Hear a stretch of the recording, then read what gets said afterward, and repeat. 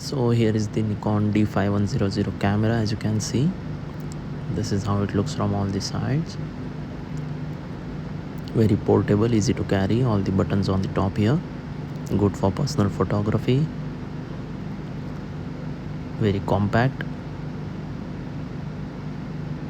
The Nikon logo and the screen here, as you can see, this is how you can open it.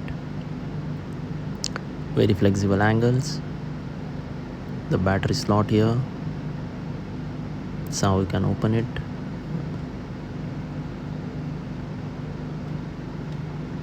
For the mount,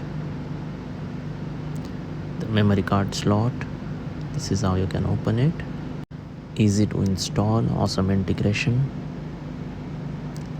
Let me show you how to insert it in the slot here, and after inserting you can close it.